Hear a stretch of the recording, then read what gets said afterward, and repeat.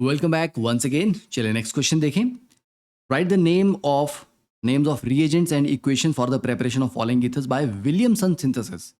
बड़ा इंटरेस्टिंग प्यारा क्वेश्चन है क्योंकि इससे आपको पता लगेगा कि विलियमसन ईथर सिंथेसिस के क्या ड्रॉबैक्स हैं और इसकी क्या रिक्वायरमेंट है, क्या नहीं करना होता और क्या करना होता है। डूज एंड डोंट्स बहुत अच्छे से आपको यहाँ पे क्लियर हो जाएंगे। ठीक है, चलिए स्टार्ट करते हैं। First one propoxy propane.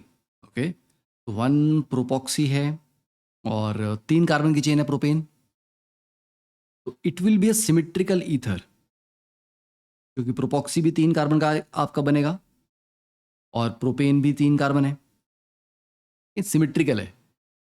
तो अब इसमें करना क्या होता है आपको, विलियमसन सिंथेसिस एक SN2 मैकेनिज्म है बेसिकली।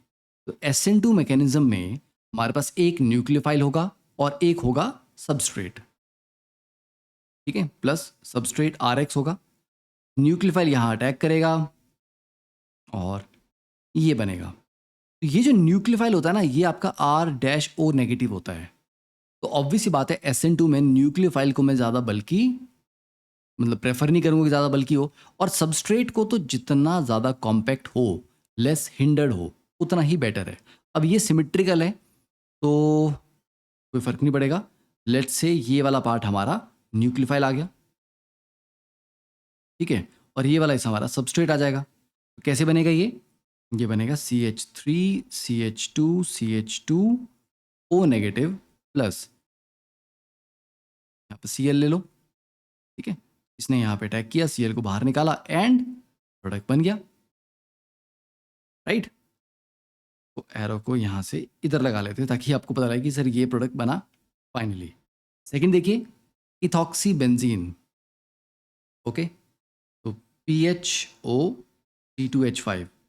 अब बच्चों इसके 2 पॉसिबिलिटी आपके माइंड में आएंगी कि सर एक तो हम C2H5Cl ले लें, ठीक है, प्लस PHO नेगेटिव, तो मतलब इसको हम न्यूक्लियोफाइल बना लें क्योंकि ये वाला सर छोटा है ग्रुप और इसमें हिंड्रेंस भी नहीं होगी ज़्यादा। बहुत अच्छी बात है। दूसरी आपको लगेगा कि सर PHCl ले लें और C2H5O नेगेटिव बना लें, ये नहीं हो पाएगा। ठीक है, तो दोनों मैं आपके पॉइंट यहाँ पे लिख लेता हूँ। One is PHO negative plus C2H5Cl। ठीक है, ये तो हो जाएगा। Second is PHCl plus C2H5O negative. ठीक है, ये आपका नहीं हो पाएगा। क्यों नहीं हो पाएगा सर ये? क्योंकि बच्चे जो ये आपके अराइल हैलाइड है ना, ठीक है, ये SN2 रिएक्शन शो ही नहीं करता।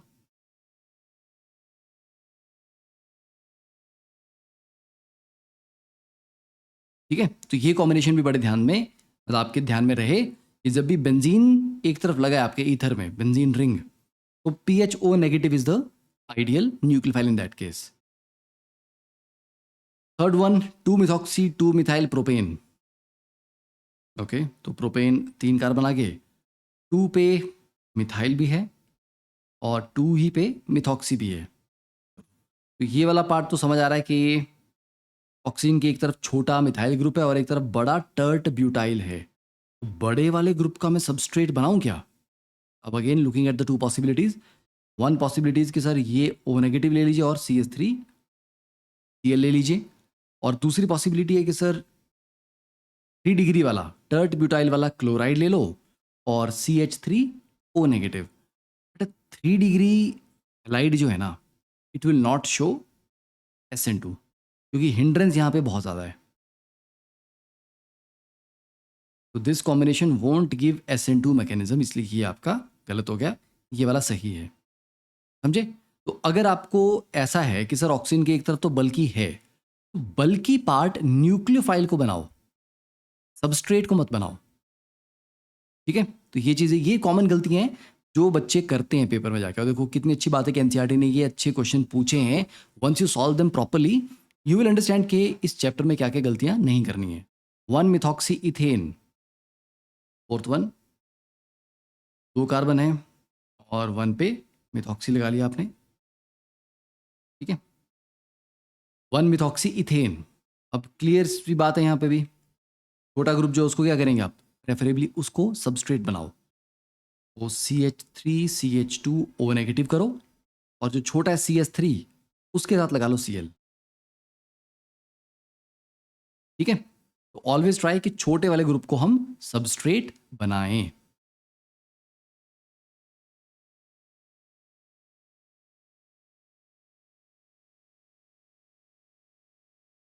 डन, 4 ही आई थिंक ये। यस, चलिए मिलते हैं नेक्स्ट लेक्चर में।